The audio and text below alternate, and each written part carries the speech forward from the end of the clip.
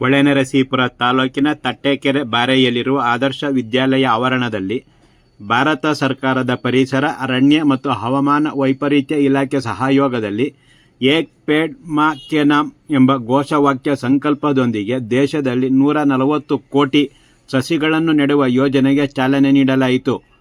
ತಾಯಿಯ ಹೆಸರಿನಲ್ಲಿ ಮಾಡುವ ಪ್ರತಿಯೊಂದು ಕಾರ್ಯದಲ್ಲೂ ಯಶಸ್ಸು ಲಭಿಸುತ್ತದೆ ಮತ್ತು ನಮ್ಮ ಸಂಸ್ಕೃತಿಯಲ್ಲಿ ತಾಯಿಯ ಬಗ್ಗೆ ವರ್ಣಿಸಲಸಾಧ್ಯವಾದ ಸಂಬಂಧ ಹಾಗೂ ಪೂಜ್ಯ ಭಾವನೆ ಇರುವ ಕಾರಣದಿಂದ ತಾಯಿಯ ಹೆಸರಿನಲ್ಲಿ ಒಂದು ಮರ ಎಂಬ ವಿಶೇಷ ಯೋಜನೆಯಡಿ ಪ್ರತಿಯೊಬ್ಬರೂ ಒಂದು ಗಿಡ ನೆಟ್ಟು ಪೋಷಿಸುವ ಮೂಲಕ ಪರಿಸರ ರಕ್ಷಣೆಯ ಜೊತೆಗೆ ಮುಂದಿನ ಪೀಳಿಗೆಗೆ ಉತ್ತಮ ವಾತಾವರಣ ನೀಡುವ ವಿನೂತನ ಕಾರ್ಯಕ್ರಮದಲ್ಲಿ ನಾವುಗಳು ಕೈ ಜೋಡಿಸಿ ಗಿಡಗಳನ್ನು ನೆಟ್ಟು ಪೋಷಿಸೋಣವೆಂದು ಹಿರಿಯ ಸಿವಿಲ್ ನ್ಯಾಯಾಧೀಶರಾದ ನಿವೇದಿತಾ ಮಹಾಂತೇಶ್ ಮುನವಳ್ಳಿ ಮಠ್ ಸಲಹೆ ನೀಡಿದರು.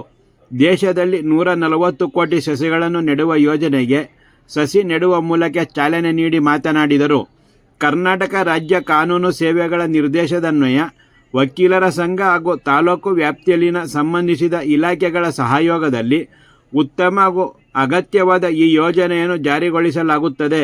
ನಗರಾಭಿವೃದ್ಧಿ, ಲೇಔಟ್ ಹಾಗೂ ಕಾರ್ಖಾನೆಗಳ ಸ್ಥಾಪನೆಗಾಗಿ ಅರಣ್ಯಗಳ ನಾಶ ಮಾಡಿದ್ದರಿಂದ ಪರಿಸರ ಹದಗೆಟ್ಟಿದೆ. ಆದ್ದರಿಂದ ನಮ್ಮ ಮುಂದಿನ ಪೀಳಿಗೆಗೆ ಒಳ್ಳೆಯ ರೀತಿಯ ಪರಿಸರ ಉಳಿಸುವ ಸಲುವಾಗಿ ತಾಯಿ ಹೆಸರಿನಲ್ಲಿ ಗಿಡ ನೆಟ್ಟು ಪೋಷಿಸುವ ಜವಾಬ್ದಾರಿಯನ್ನು ಸರ್ಕಾರ ನಿಮಗೆ ನೀಡಿದೆ. ಜೊತೆಗೆ ಎಲ್ಲರೂ ಕೈ ಜೋಡಿಸಿ ಗಿಡಗಳನ್ನು ನೆಟ್ಟು ಪೋಷಿಸೋಣವೆಂದು ಕರೆ ಕೊಟ್ಟರು. ಕ್ಷೇತ್ರ ಶಿಕ್ಷಣಾಧಿಕಾರಿ ಸೋಮಲಿಂಗೇಗೌಡ ಮಾತನಾಡಿ, 30 ವರ್ಷಗಳ ಹಿಂದೆ ನಾಕಂಡ ಅರಣ್ಯ ಪ್ರದೇಶ ಇಂದು ನಾವು ಕಾಣುತ್ತಿರುವ ಅರಣ್ಯ ಪ್ರದೇಶವನ್ನು ಗಮನಿಸಿದಾಗ ಹೆದರಿಕೆಯಾಗುತ್ತದೆ. ಅಂದು ಕಾಲಕ್ಕೆ ಮಳೆಯಾಗುತ್ತಿತ್ತು, ಇಂದು ಏರುಪೇರಾಗಿದೆ. ಕಾರಣ ಹುಡುಕಿದಾಗ ಅರಣ್ಯ ನಾಶದಿಂದಾಗಿ ಎಂದು ತಿಳಿಯಬಹುದು. ಶುದ್ಧವಾದ ಗಾಳಿ ಮತ್ತು ಉತ್ತಮ ಪರಿಸರಕ್ಕಾಗಿ ಅರಣ್ಯಗಳ ಪುನರ್ನಿರ್ಮಿಸುವ ಕಾರ್ಯ ಮಾಡಬೇಕಿದೆ.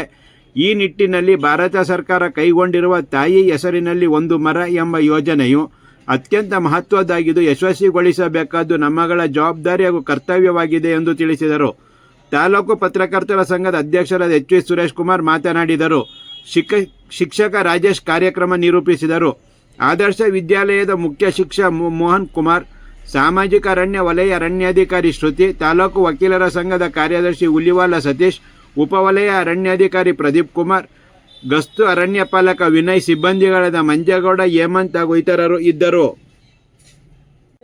ಸರ್ಕಾರದ ಒಂದು ಯೋಜನೆ ಇದೆ, ಒಂದು ತಾಯಿಯ ಹೆಸರಿನಲ್ಲಿ ಒಂದು ಗಿಡವನ್ನು ನೆಡೆಯುವುದು. ಇದು ಒಂದು ಒಳ್ಳೆಯ ಅಭಿಯಾನ.